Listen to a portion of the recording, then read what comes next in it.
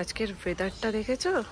পুরো সকাল থেকে যে হারে আজকে বাজ পড়েছে, মানে মনে হচ্ছে কি সব সামনে সামনে পড়ছে। এত দুমদাম আর 1 সেকেন্ডের গ্যাপ নেই, মানে পড়েই যাচ্ছে। সারাদিনই মনে হয় আজকে এরকমই কাটবে, এখনো গুড়ুম গুড়ুম করে যাচ্ছে।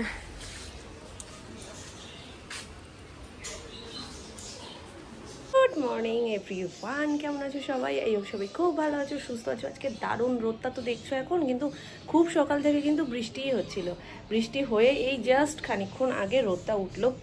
3 দিন ধরে এই জিনিসটা শুকিয়েছে। এটা কাচতে যে কি কষ্ট রে, সর্বনাশ। মানে একবার ভেজানোর পর না এটাকে আমি টানাটানি করতে পারছি না, মানে এতটা ওজন হয়ে গেছে। তো দুটোকেই একসাথে আমি ধুয়ে দিয়েছিলাম, এটা আর এটা। তো এটা মোটামুটি ঠিক আছে, এটা ছোটোখাটোর মধ্যে রয়েছে, তো এটাকে ভালো করে মানে নিকড়াতে টিকড়াতে অসুবিধা হয় না। খুব বেশি যায় না নিকড়ানো, কারণ পিছনটাতে যেহেতু এরকম দেওয়া রয়েছে না, তো পুরো ফোল্ড হয় না। তো এটার মধ্যে সেরকম ব্যাপার নেই, এটা কার্পেট টাইপ, যার কারণে এটাকে এরকমভাবে মুড়িয়ে মুড়িয়ে করা যায়। তো যাই হোক, কালকে মানে পরশু না তার আগের দিন কবে বেশ কাটলাম, 2-3 দিন ধরে এটা শুকিয়েছে। আর লাস্টে যখন আমি নিকড়াতে পারছি না, যতই নিকড়াই দেখি জল পড়েই যাচ্ছে। তারপরে বাবাকে বলছে কি তুমি একটু আসো, ও মাথাটা তুমি ধরো, এ মাথাটা আমি ধরি, দুজন মিলে ধরে এরকম এরকম করে মোড়ালে জল বেরিয়ে যাবে। বাবা যে তুই ছেড়েই দে, তোকে আর করতে হবে না, বাকিটা আমি করে দিচ্ছি। কিসে বরফ দিচ্ছ গো? এটা ফোনে। কেন? ফোনটা পড়ে তাই জন্য। বুদ্ধিটা দেখেছো? ইচ্ছে করে মানে এসি রিমোটটাকে ফোন বানিয়েছে, কানে ধরছে, পড়ে গেছে বলে সেটাকে বলছে কি একটু বরফ দাও। যেহেতু মানুষ পড়ে গেলে বরফ দেওয়ার কথা বলা হয়, ওর ফোন পড়ে গেছে, কেন ফোনটাইও বরফ দিতে হবে, নাহলে ফোন ব্যথা পাবে না? ব্যথা পেয়েছে তোমার এই ফোনটা? এই তো আইফোন। ওটা আইফোন, আর এই পাশের হাতেরটা বরফ। কোনটা? এই যে এইটা বরফ, এটা বরফ। আচ্ছা দাও, তোমার আইফোনে বরফ দাও, নাহলে সত্যিই তো পুজোর আগে আইফোনটা খারাপ হয়ে গেলে কি হবে? তখন পুজোয় কি নিয়ে ঘুরতে পারবে তুমি? এই কেকও দিচ্ছে, কেকও দিচ্ছে।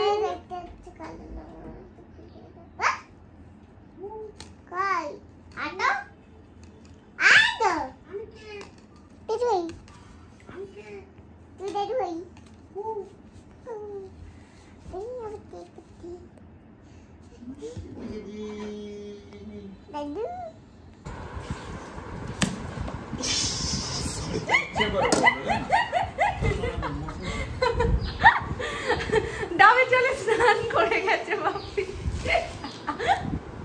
কোনটা ঢালবো? কোনটা? ডাবটা দেখতেই এত সুন্দর, দেখ মনে হয় যেন শোপিস। Golden colour. জল হয়েছে নাকি বলো? না কেরলের ডাব নাকি?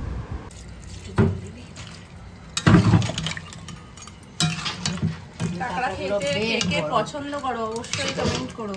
কাঁকড়া আমিও খুব ভালো খাই, কিন্তু এখন একটা সমস্যা হয় কি, কাঁকড়া খেলে না পেটটা হালকা ব্যথা করে চিনি করে, সেটা থেমেও যায় আবার কিছুক্ষণ পর, কিন্তু তাও হয় না। ওই জন্য একদম পরিমাণে কম কম খেয়ে। তোমার কাছে একটা জিনিস জানতে চেয়েছে, সেটা হচ্ছে লাউয়ের ছোলা কি করে বাটো, সেটার রেসিপিটা একটু শেয়ার করবে। আর কাঁকড়াটা আজকে কি করে করেছো সেটা একটু বলো। এর পুরো মাংসের মশলা, মাংসতে যা যা দেওয়ার যেতে লাগে, আদা রসুন টমেটো পেঁয়াজ, ওই সব জিরের গুঁড়ো হলুদ গুঁড়ো লঙ্কার গুঁড়ো, যেমন তেলে ফোড়ন দিয়ে মশলা টসলা দিয়ে তেজপাতা বসিয়ে দাও, তাই তো? একদম পুরো মাংস যেরকম বসায় ওরকম সবকিছু। আচ্ছা, তারপর এরকম কষে আসলে একসাথে ব্যাপারটা তার মধ্যে জল দিয়ে দিয়েছি। জল দিলেই হয়ে যাবে। ব্যাস, এবার এটা ভালো করে যা যা লাগে পুরোটাই এর মধ্যে লাগে।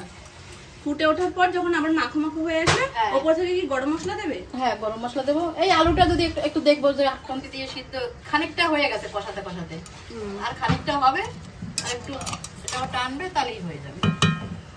আর এখানে তো আমি বসেছি ঘি দিয়ে বড়া। এটার মধ্যে কি কি দিয়েছো? এর মধ্যে একটু আদা বাটা, একটু জিরের গুঁড়ো, ধনের গুঁড়ো, হলুদ গুঁড়ো, সামান্য একটু লঙ্কার গুঁড়ো, কাঁচা লঙ্কা কুচি করে দিলেও হয়, আর পেঁয়াজ কুচি। মেন জিনিসটা বেসন না ময়দা না চালের গুঁড়ো একটু ময়দা, মরমরে হবে না। হ্যাঁ একদম অল্প তেল দিয়ে এরকম পুরো বসিয়ে দিচ্ছে। 1 মিনিট হয়ে গেলে তারপর আর 1 মিনিট রান্না কমপ্লিট। আর সবটাই আজকে লোভনীয়। আলু পটল দিয়ে চিংড়ি দিয়ে তরকারি। এমনি দিন তরকারির পাশে না গেলেও এই দিন তরকারির পাশে যেতে বেশ ভালোই লাগে। আর তার সাথে এই যে কাঁকড়া মাখো মাখো, সবারই মোটামুটি খাওয়া হয়ে গেছে। আর ডাল তো আমাদের রোজকার সঙ্গী। ডালের সাথে কাঁকরোল ভাজা হয়েছে, কাঁকড়ার ঘিলু দিয়ে বড়া, আর সবার শুরুতে মূলো শাক, যেটা সবার শেষে দেখাচ্ছি। কি দেখতে এসছি আমরা? ঘুড়ি ওড়ানো দেখতে এসছি বাবাইকে দেখে। বাবাইও ওড়াবে এক্ষুনি। দেখো কতগুলো ঘুড়ি উঠছে, 1 2 3টে। এই দুটো এক্ষুনি প্যাচ খেলছে মামা, দেখো এক্ষুনি একটা ভোকাটা হবে। এই দুটো প্যাচ খেলছে। আর ওই দেখো ওই একটা উঠছে, 4টে। আর বাবাই একটা ওড়াবে, 5টা। বাবাইয়ের ঘুড়ি ওড়ানো দেখতে ওপরে এসছে। ভোগ কাটটা বলে চিৎকার করবো। হ্যাঁ ওই দেখো কত পাখি উঠছে। না না, পাখি ঘুড়ির সাথে উড়ে উড়ে বেড়াচ্ছে।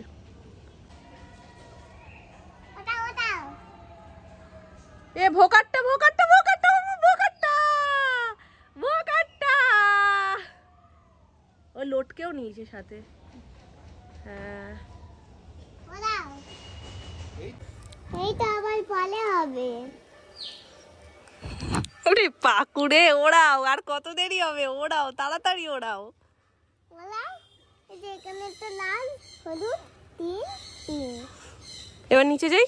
না, হ্যাঁ মা নিচে যাই, আমার কষ্ট হয়ে যাচ্ছে। আর কত বাকি? হয়ে এসছে হয়ে এসছে। দেখবে এক্ষুনি এটা কত উপরে চলে যায়, ওই উপরে উঠে যাবে।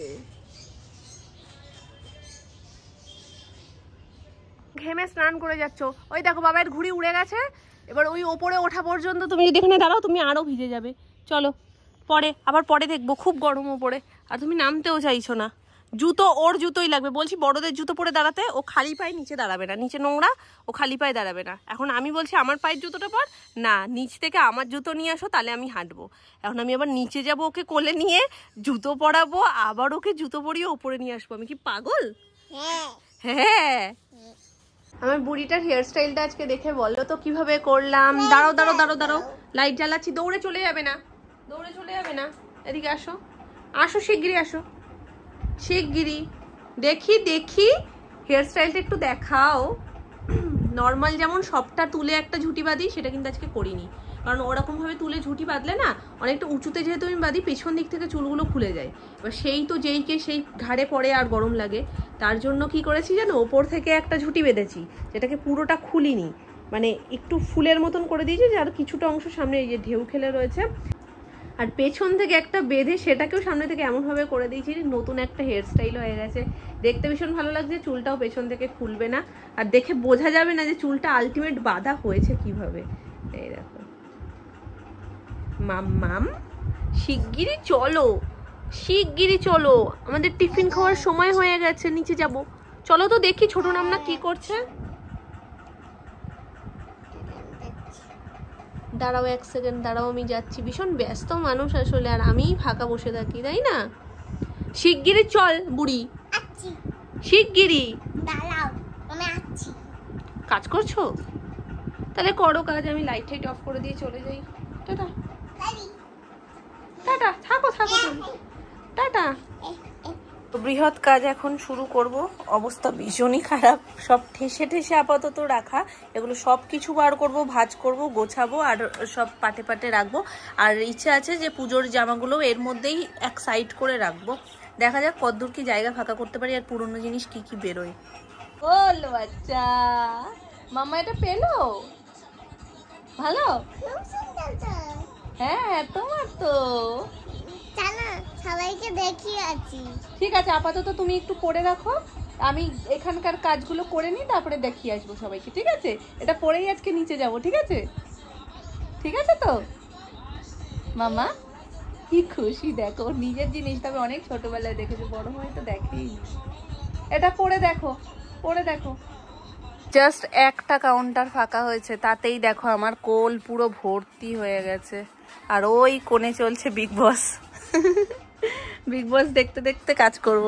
ভাঁজ করতে করতে এটা দেখে না সেই পুরনো স্মৃতিটা মনে পড়ে গেল। সোনের অন্নপ্রাশনে হালদির যে ড্রেসটা ছিল, যে লেহেঙ্গাটা ছিল সেটা, আর এটা অনেক প্ল্যান করে ডিজাইন করে বানানো, সব কিছু আলাদা করে করে গিয়ে কেনা, তারপরে কিভাবে কি সেট হবে না হবে সেগুলো সব কিছু ঠিক করা, ডিজাইন দেওয়া, সব কিছু মিলিয়ে মিশিয়ে এটা দেখে না আমার সব কথাগুলো মনে পড়ে গেল। এটা ছিল ওপরের টপ, যদিও মনে হয় এখন এটা ছোট হয়ে গেছে, সোনের হবে না আর, তবুও সারা জীবন এটা স্মৃতি হয়েই থাকবে সযত্নে। এই যে লেহেঙ্গাটা, এমনি সবই ঠিক আছে, সবই হয়তো হবে, কোমর টোমরও ঠিক আছে, হাইটে হয়তো একটু শর্ট হয়ে গেছে। এই যে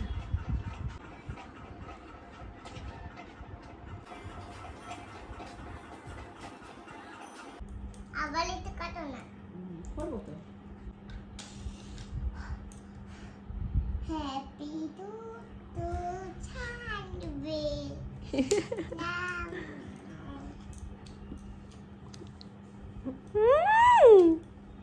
কেমন কেকটা? আবার আবাল না, একদমই না, দুজনেরই জন্মদিন আসছে সামনে। আবার আবার ঘর থেকে দেশলের কাঠিরই গন্ধ বেরোচ্ছে বুড়ি। তবে একটু ফোনটা লাইট করো না। কি করব? লাইট করো, কি করব? বন্ধ করে দাও। বন্ধ করে দেবো? হ্যাঁ, কেন? কেন? টিভিতে চালিয়ে দাও। ও, ওইটার গানটা বন্ধ হয়ে গেছে। বুড়ি এটাও লাগবে, বুড়ির এটাও লাগবে। তুমি কার? নাম না দেখছো মাম্মার বেরিয়ে গেছে, তারপরে মাম্মা অনেকের জন্য আবার যার সাথে যখন খাতির হবে ও তার হয়ে যাবে। ভাব থাকে তখন তার। তুমি একটা বিশাল শেয়ানা। চল চল।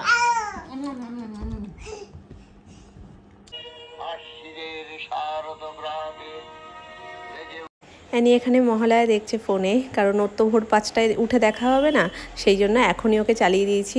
ব্যাপারটা এখন থেকেই অভ্যেস করা ভালো, কারণ এগুলো না দিনে দিনে হারিয়েই যাচ্ছে।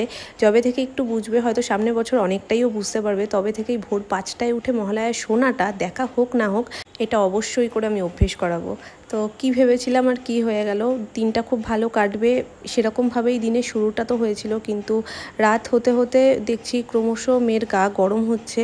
বুঝতেই পারলাম না কি থেকে কি হয়ে গেল। সকাল থেকে দিব্যু মেয়ে বেশ ভালোই ছিল, সন্ধ্যে থেকেই গাটা হালকা ছ্যাকছ্যাক করছিল।